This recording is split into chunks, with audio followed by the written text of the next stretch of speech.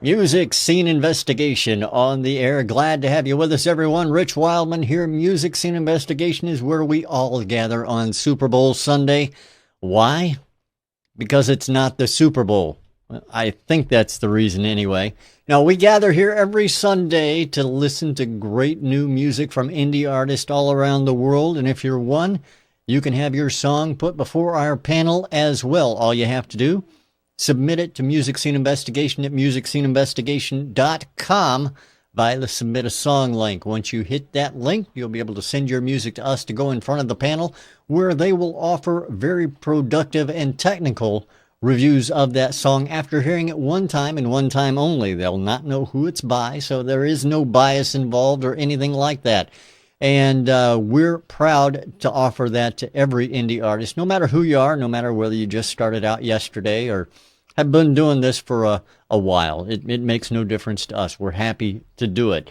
Now, I want to bring in our panelist today on Super Bowl Sunday from both sides of the world. There's more than two, I think. But anyway, we'll go with two sides of the world for now. From New York City, Mr. Tom Chianti. Tom, how are you, sir? Things going well with you? Living the life, Rich. Like I said last week, everything's fine. We got a light dusting of snow, some cold weather, unplugged all the TVs, so no chance of the Super Bowl leaking in. That's good. I keep getting text messages from a certain someone about I better watch and go Ravens or something like that. Now, the Ravens and the 49ers are playing today in the Super Bowl. Do you have a pick other than what you've been told to pick? My nose. At least you're honest, Tom. At least you're honest about it. Thanks for being here, At buddy, least. as always. Our next guest panelist, or our next panelist, I guess I should say. He's here every week. He's hardly a guest. He's Ian Husbands from London, England. Ian, how are you today, sir? Hi, what's all this about a Super Bowl? Is that like your World Series where it actually only involves Americans? Now, the funny part about it is it's not called the World Bowl. It's just the Super Bowl. Okay.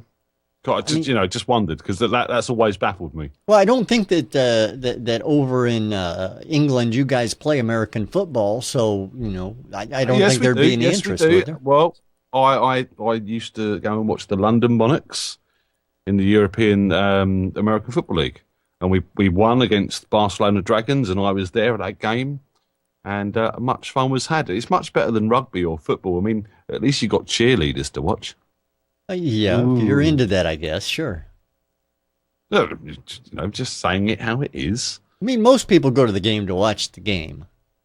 By the way, Right, I do appreciate your T-shirt that shows you were paying attention earlier today when we found out that Mr. Ron Jeremy is in hospital.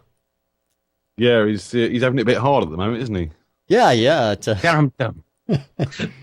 He had a little aneurysm near his heart that put him in the hospital, and we wish him all the best, and hopefully he will be back in the saddle again soon. Let's be honest. I mean, he must have severe blood problems on occasions. Yeah, I think so. All right, enough of that. I don't want to get it. I don't want to dig the hole. Yeah, I don't want to dig the hole any deeper than it's already been dug. Our guest panelist today is an audio engineer, musician, and I'm hanging about. How's that? I'll go back to Ian. I know he's got unfinished business.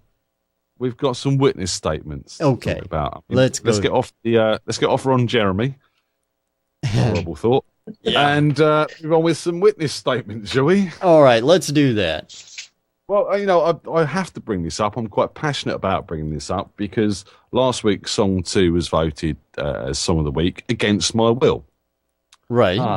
And I would just like to say that our audience agreed with me, especially for songwriting, where Song 1 got 67% of the votes. Now, let's remind everybody, Song 1 was called Raining Sand by Garrett Harbison.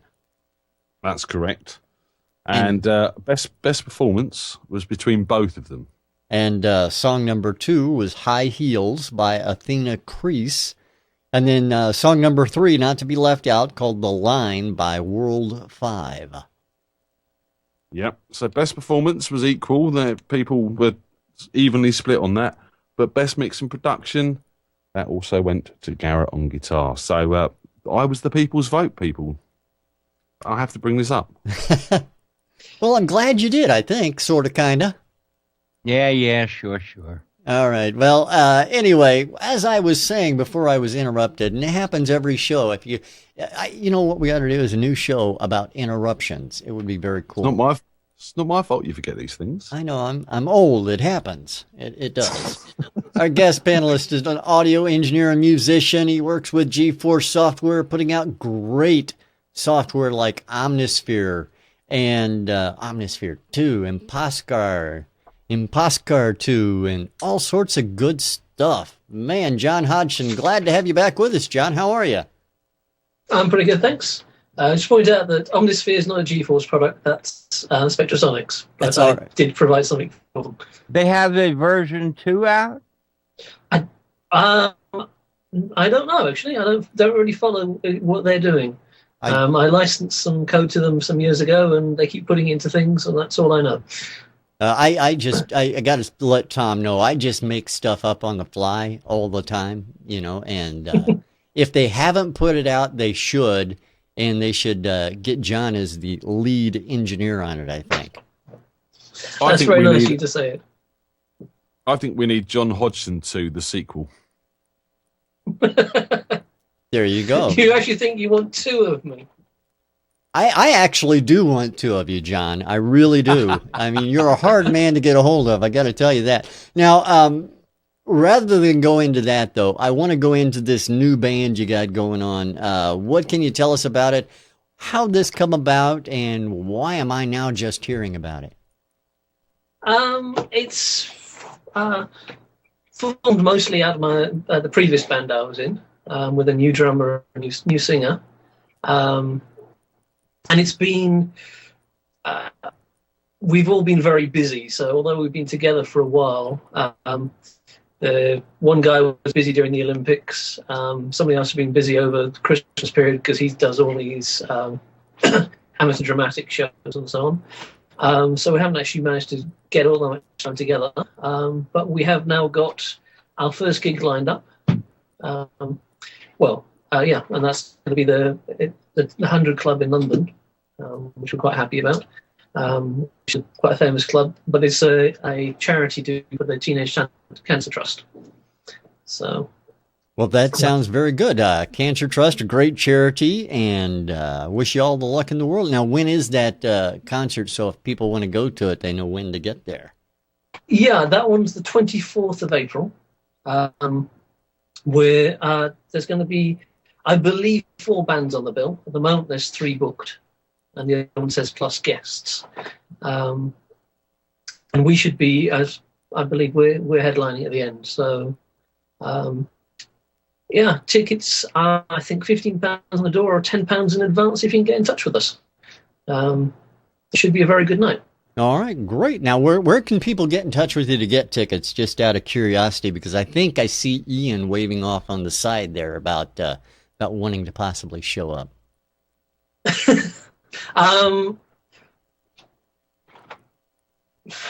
We don't actually have a website set up at the moment. So I don't know if you guys could forward any emails to us. Absolutely, we'd be happy to. If you want information on tickets for the charity benefit that John and his band are going to be playing at, send your emails to me. Send them to rich@msi.icweekly.net. I'll be happy to forward them on to John and get you some more info on where to get those tickets at. 10% booking fee. Don't forget shipping and handling. Wouldn't do that to you, John. Wouldn't do that to you. Now, you've been busy. You've been out on, I don't even know how to put this. You go, during the holidays, you get away from the bad weather, and the bad weather kind of snuck up on you or waited for you and all this stuff. So how was your holiday? Where did you go, and how much fun did you have that you can actually tell us about? That's the end of that conversation then. No, my holiday was excellent. Most of it was in the Philippines. So I sort of darted around various places in the Philippines, starting off in Manila. I'm now did a fair bit of diving. I'm now a qualified open water diver. Scuba, that is. And then after I'd done a bit of traveling around there and dived in various locations and seen various things, I went to Bali for a few days, which the weather's not as good there at this time of year. Now, with regards to the Philippines and Bali, what's the music scene like there? I imagine you took a little time and listened to a couple of groups and stuff like that? Yes. Well, the first thing I'd say is if you want to see a great covers band, go to a hard rock cafe in Asia. Because I didn't really see a band in Saigon, but the other ones I've been to in Asia have just had amazing bands on, the covers bands. So that was in Manila. I managed to see a few bands there. The local band scene for covers bands is very good in the Philippines. One thing I was interested to see is a lot of bands playing small venues. The drummer's actually using a cajon, which some people may or may not know. It's basically a box that you sit on with it has a snare in it, so you can get different sort of drum sounds on it. That's becoming very popular nowadays. I see that more and more, drummers using those boxes. Yeah, well, I've not seen anybody use them in the UK yet. I haven't seen that many bands here in smaller venues recently. Well, apart from Doesn't C6 Steve use one? What's this? I don't know. I know he's got his Mississippi drum machine, which is a cigar box with a microphone in it that he hits with his foot as he's playing his guitar. But no, so one of my favourite, I took a video of one band because some friends of ours here are in a hard rock band and regularly play For Whom the Bell Tolls. And they look like a hard rock band. Ian knows them. So all big burly lads with beards, etc. And the drummer's got a huge kit. And I took a video of a band in the Philippines where you got complete opposite. You got two very attractive ladies playing guitar and singing, and the drummer is just playing a cajon, and they're playing heavy metal and doing it very well. That's great. That's brilliant. I'm a big fan of heavy metal. If you don't know that, now you do. And I'm trying to organize a heavy metal ukulele challenge, and we're trying to get ukulele players to go out and actually do some original heavy metal and submit it to MSI. And I'm still waiting on people, so maybe we can get some people out there involved. I want to have a cajon on it as well. Oh yes, actually, that reminds me. A friend of mine bought me a ukulele for Christmas, so I'm now a very happy ukulele player. Well, excellent. Glad to hear it. Welcome to the family. Yes. Now, you can't play without smiling. That's what I found. That's true. That's true. Sorry. All right. Now, I'll tell you what. Let's take the opportunity to listen to some indie music and get your opinion on it as one of our panelists, along with Tom and Ian, and find out what our audience thinks as well. We have 3 songs lined up for you this week, everyone, and our panelists haven't heard them before, so we're looking forward to seeing what they have to say about them. So here is song number 1 on today's MSI. Enjoy it, everyone.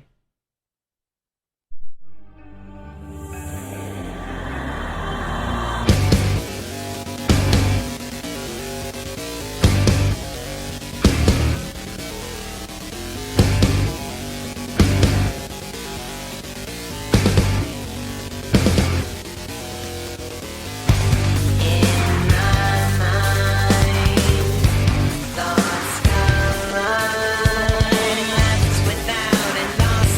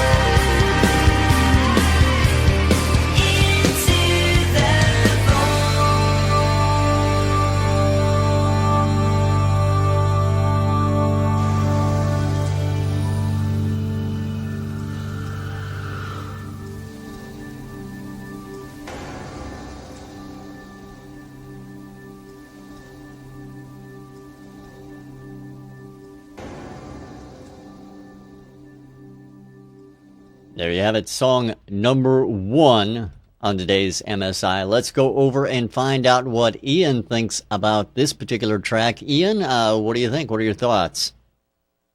There's a lot of things right with this track, and there's a few major things wrong with it. And the issues I'm finding with this are mainly mix issues or possibly mastering issues. I mean, the vocals just weren't there. I mean, when the song came down dynamically, yeah, the vocal, you could hear it. But when things were kicking in, even during the verses when not a lot was going on, that vocal was buried. And it's a real shame because this is a strong track. The performances are good. I like the vocal style, the guitar sound. I mean, in fact, the whole sound was good. The guitar sounds, the bass sound, the drum sounds, but the levels were all wrong. The snaring parts was just taking my head off, overpowering everything else. And yeah, as I said, it's a shame.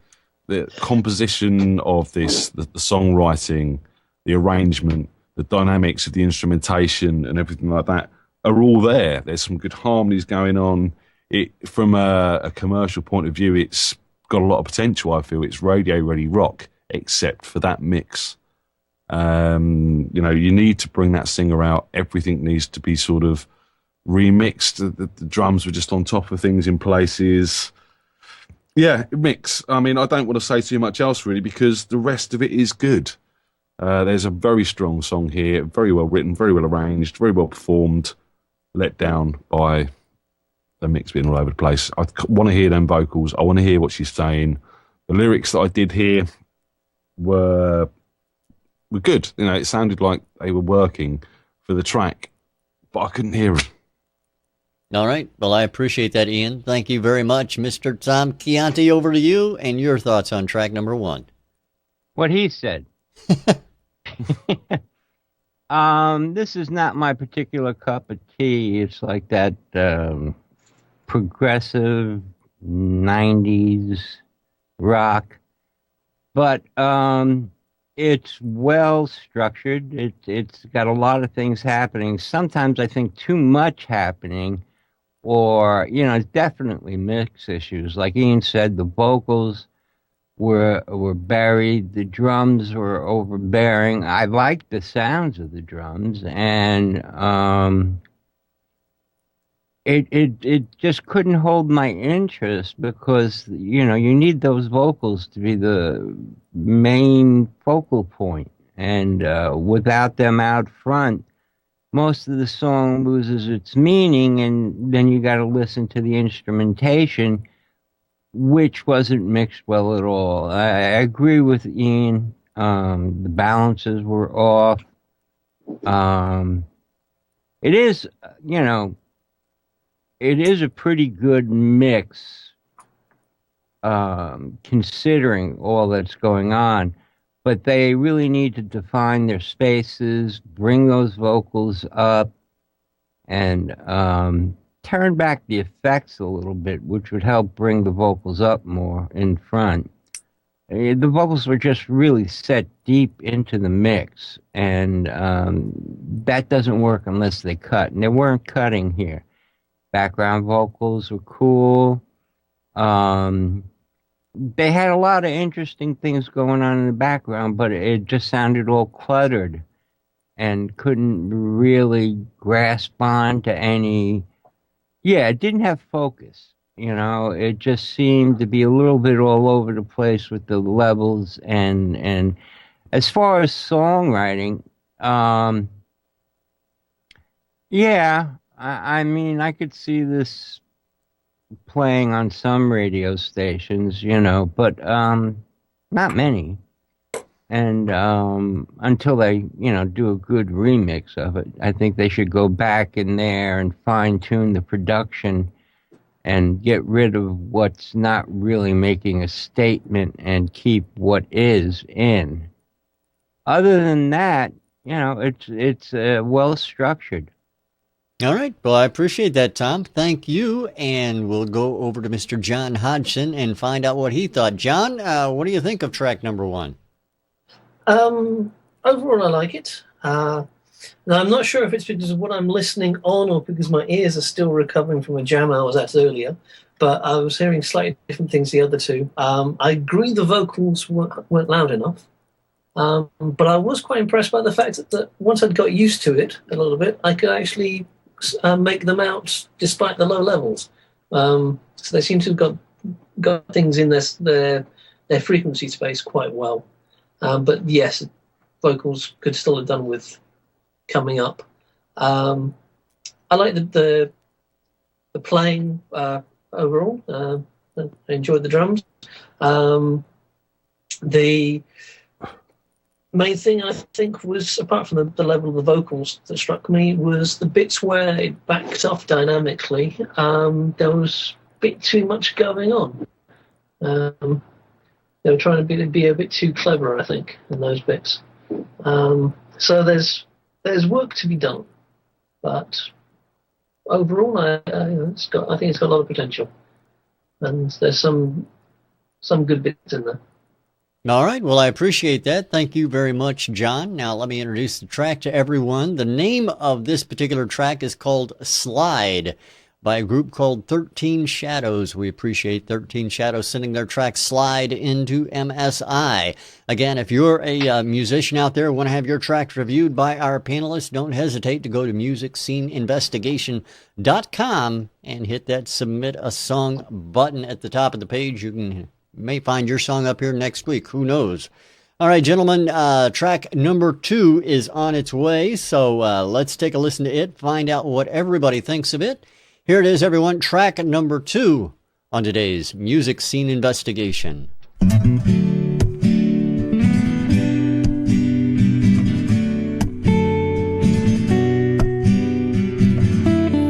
Living in a fantasy where colors fade to black and light appears in the distant past.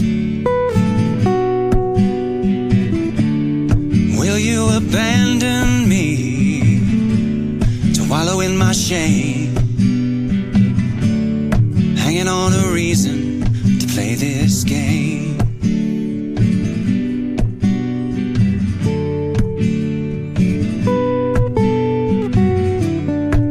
What's become of you? Gone in the morning time, with sand-filled promises buried alive. Between you and me, a chasm far and wide.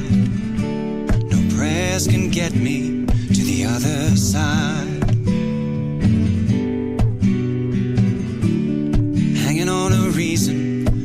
This life.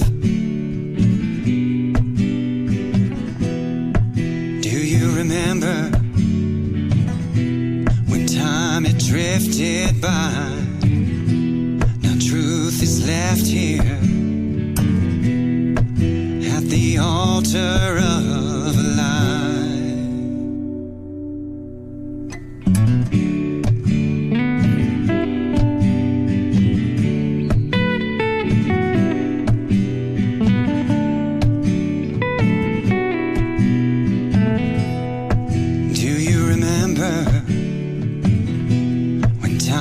Drifted by. Now truth is left here at the altar of a lie. Between you and me, a chasm far and wide. No prayers can get me to the other side.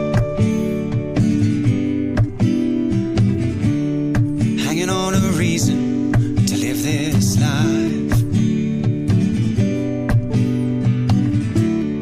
hanging on a reason to live this life,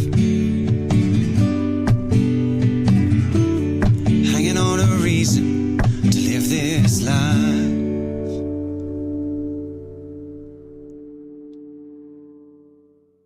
There you have song number 2 on today's MSI. Let's head over to Mr. Tom Chianti first on this round to find out what he thought. Tom, your thoughts on song number 2?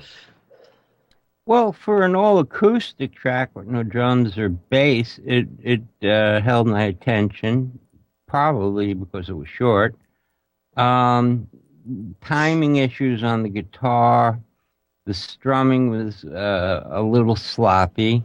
That could have been tightened up. The guitar sound itself could have been better defined. The vocal was loud and clear, but a little edgy, too sibilant for my taste. The little guitar leads in there were a nice touch. Little Cat Stevens reminded me of. But it's missing that specialness, you know. I mean, I don't think it's a strong song. I think it's a good performance, and I think he gets credit for using the word chasm.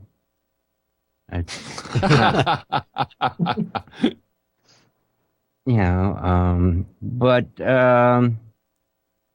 for what it is, it's okay. But like I said, the guitar, you know, there were timing issues, like in the breaks, they didn't really come in on beat.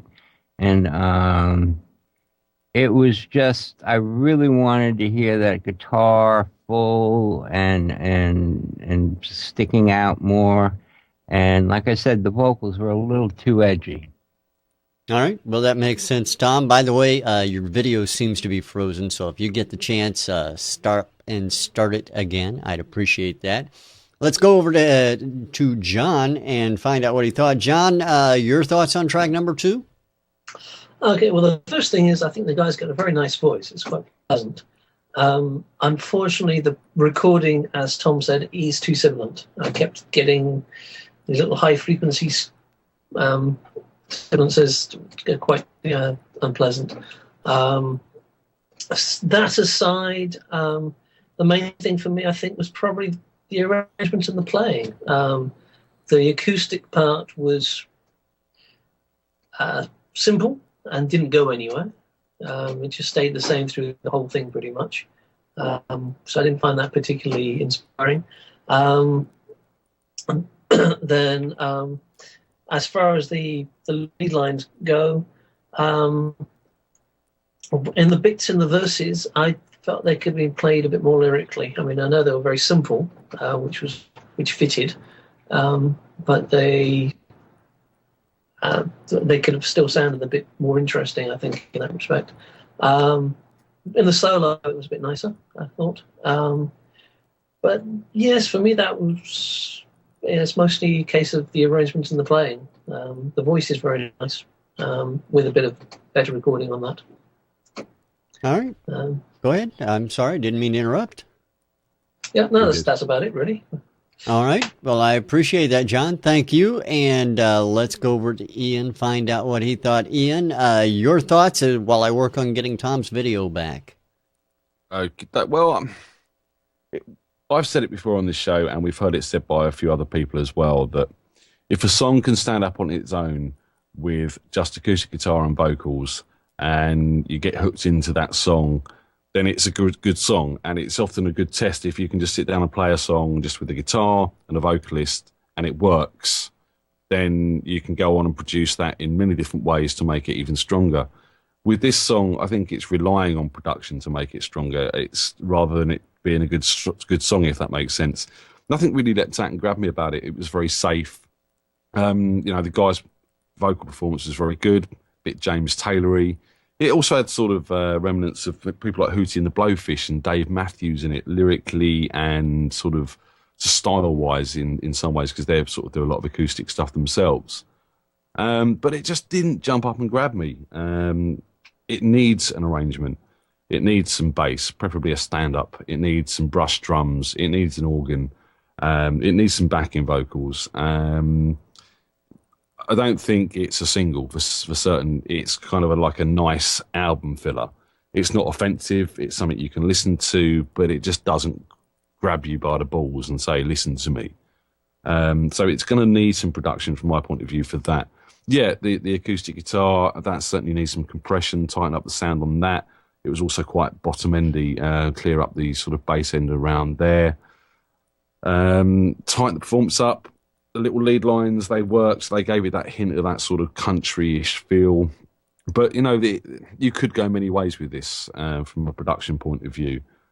I would personally go down the stand-up bass, brush drums, and nice natural Hammond organ sounds and things like that.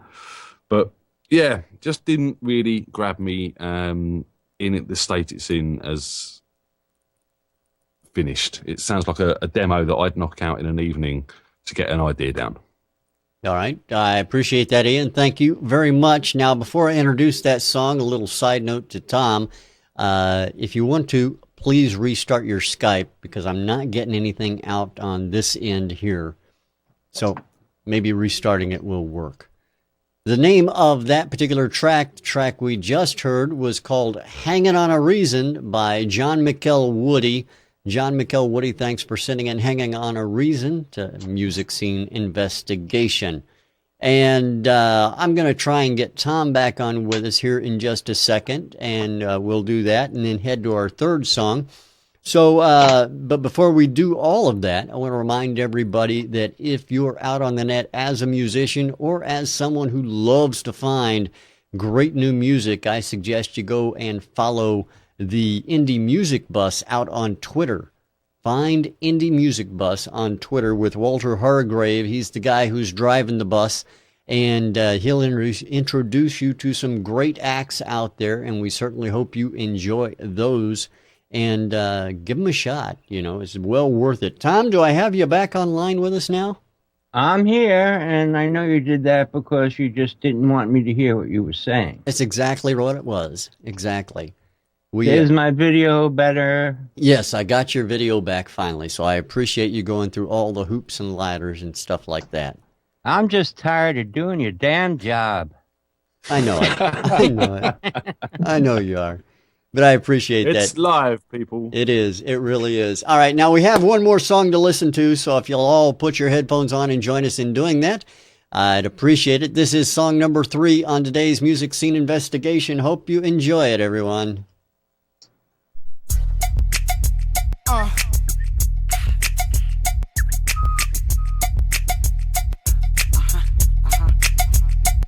Let's go.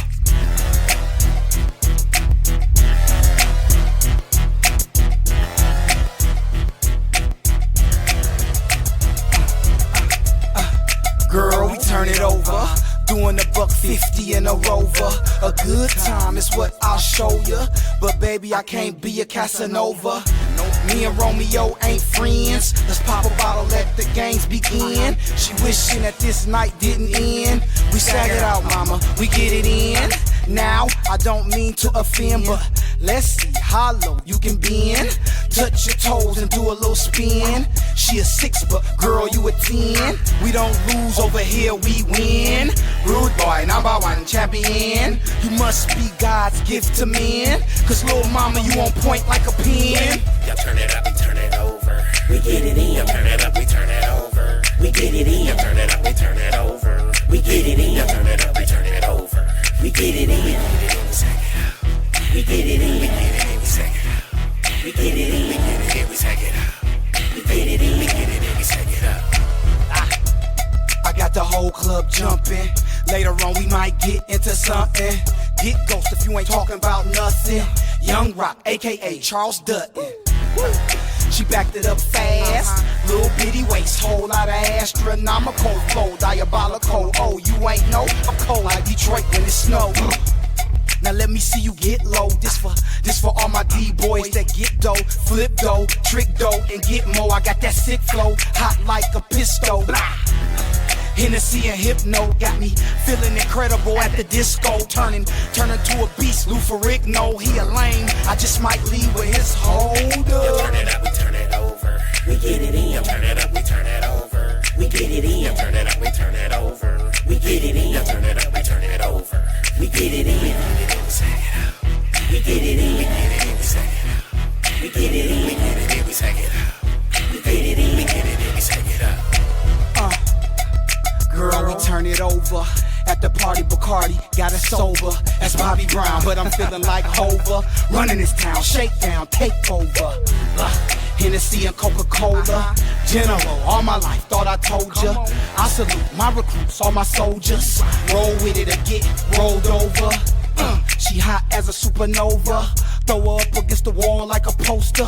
Pull her closer like I'm supposed to. We go together like this heat in my holster. I got her gone in a zone of mimosas. She sexy just like Amarosa. I put it down, you clown, coast to coast. Glasses in the air, everybody, let's toast it. Y'all turn it up, we turn it over. We get it in. Y'all turn it up, we turn it over. We get it in. Y'all turn it up, we turn it over. We get it in. Y'all turn it up, we turn it over. We get it in. We get it in, we sag it out. We get it in. We get it in, we sag it out.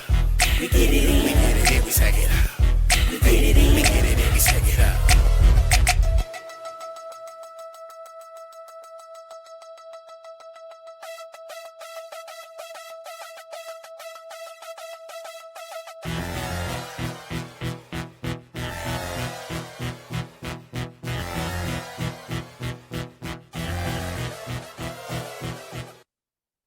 There you have it, song number 3 on today's MSI. I want to go straight over to John to find out what he thought of that track first. John, your thoughts on track number 3?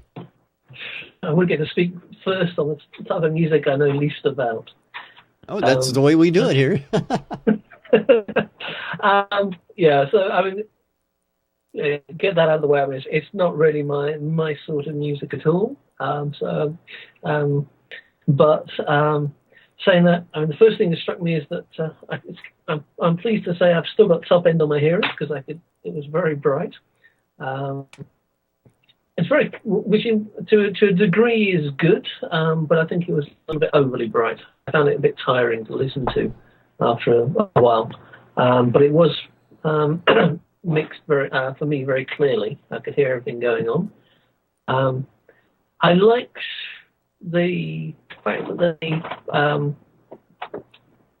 they didn't go the normal route with the with drums.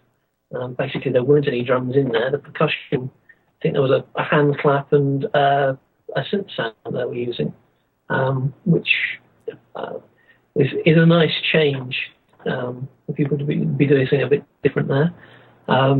Lyrically, I had trouble following what was going on.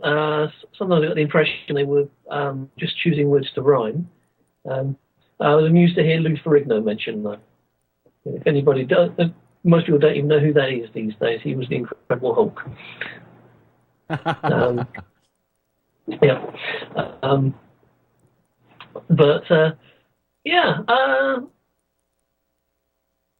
It was, apart from being just a little bright for my taste, I found it well mixed for what they were doing. And a few interesting bits in it, just not really my sort of music. All right. Well, I appreciate your thoughts on that, John. Thank you very much. Let's go over to Ian, find out what he thought as well. Ian? Well, I'm going to disagree a lot with John, actually, surprisingly. I mean, I have listened to quite a bit of hip-hop and rap and stuff like that through ex-girlfriends and people in my life. And I actually do enjoy a bit of this. And to be honest with you, I thought lyrically they were very slick. I thought the rapping was very tight. I liked the use of the multiple voices and the character that they had. And what was severely lacking on this track for me was the instrumental backing track. I wanted the drums. I wanted this to pump. And it just didn't. There was kind of a kick going on in there somewhere in places, but it just didn't stand out. It was buried underneath that big, thick bass synth.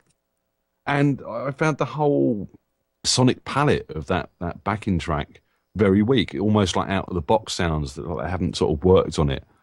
They've just sort of taken what they've got and used it, and they haven't really got that mix right. Again, space, everything's sort of flooding on top of each other. I mean, the vocals did sit really nice. You could hear them, but there was just no build. It got very repetitive, very, very samey in that backing. I wanted them beats to come in. I wanted that big, thick pumping bass drum and a nice heavy snare coming in on occasion. And yeah, that really was the problem for me. I liked the lyrics. I really did think they were tight. I did feel the outro was unnecessary as well. I would have just finished on, we get it in, bang, done, finish the song. So there is some talent here, I think, and I really do. The rappers need to sack the person who made the backing track and get someone who can produce properly. Good advice. All right, Ian. Thank you very much. Over to Tom, who is an expert in this field. Tom, your thoughts on track number 3? Where is the bottom end? Which hit me first. There was plenty of room for a nice big 808 kick and a snapping snare. And the underuse of percussion was really what made this song lacking. I could hear the vocals better than in most rap songs, but it was redundant. Again, it was too top-endy and not enough bottom. I think there was a lot more that could be done with this. The ad-libs were just oversimplified and didn't add anything to it.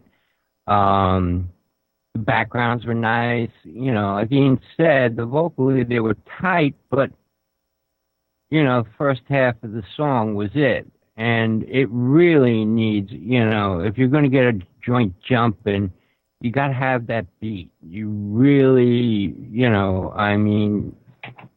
I was just waiting for, okay, where's the bottom? And it just really severely lacks percussion, bottom, too synthy, not enough interesting samples. Guys can rap. There is talent there, and it just sounds like something a first-time producer would bring to a studio to try to get somebody to do it right. And I think they ought to take this back to formula and really flush out the production. And it was too linear, and it didn't grab me, and I really wanted to like the song. The intro was interesting. The outro, as Ian said, was not necessary. That's about it. All right. Well, I appreciate that, Tom. Thank you very much. Can I take a guess on the title? You can. Is it We Get It In? It should have been. If it is, it should have been. We're kind of waiting at the door to go in. No, it's not We Get It In. Oh. No, not at all. Not at all. Now, It's Ron Jeremy. Yeah, there you go. No, the name of that song is Turn It Over by YoungRocc. Thanks, YoungRocc, for sending in that song, Turn It Over, to Music Scene Investigation. All right, gentlemen, you know what time it is now. You're going to have to make a decision on the song you'd like to see selected as Song of the Week. So I turn it over to you to do just that. Do we have another song? No, that was 3 songs, Mr. Tom Chianti. Oh, well. I think, from that point of view, it really is a no-brainer. I mean, everything we've listened to this week has got its good points, but I think there's a lot of bad points weighing in on all of the tracks. But from a listenable point of view, what would I go out and buy? What do I think is radio ready? If it gets a remix, it all falls back to number 1. So easy decision for me, number 1. I'm going to have to agree with that. The one is, for me, the best one this week. All right. And who cares what I think? Well, for the record, Tom. Yeah, even with all its troubles, number 1 was the, best production value, and its mix fell right in line with the other ones. A lot of problems. A good remix, tighten up some of the extraneous stuff that's happening, and you've got something to work with. All right. Well, I appreciate it, gentlemen. Number 1, called Slide from 13 Shadows, is our song of the week this week on Music Scene Investigation. Want to invite everybody to head over to the Witness page at musicsceneinvestigation.com/witness if you're watching this someplace other than musicsceneinvestigation.com. If you're already there, just look over to your right. You'll see the button and click it and make your thoughts known on each of the 3 songs we've listened to today. We'll have those results next week right here on MSI. All right, John, thanks again for being with us, man. I wish you all the luck in the world during your gig for charity and your new band. I think it sounds great. What's the name of the band, John? We're down as Secret Sauce. Secret Sauce or Secret Source? Secret Sauce. Which probably sounds the same to you. As in... SAUCE or SOURCE? Oh, like in SAUCE. McDonald's secret sauce. Secret Sauce. It all ties back into Ron Jeremy. You put me off the name of the band completely. That's no secret, though, is it? There you go. There you go. Well, thanks, John, for being here. Appreciate that. And always great to have you on with us. I'll tell you, we hope you're coming back again soon. I'm sure I will be. Thanks for inviting me this week. Looking forward to it. It's been too long, John. I definitely agree.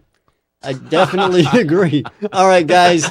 Tom, Ian, and thank you guys as well. Everyone out in the audience, thanks for being here. We really appreciate it. We're going to play out with Slide by 13 Shadows right here on MSI as soon as I go back to Ian and find out what he has to add. Ian.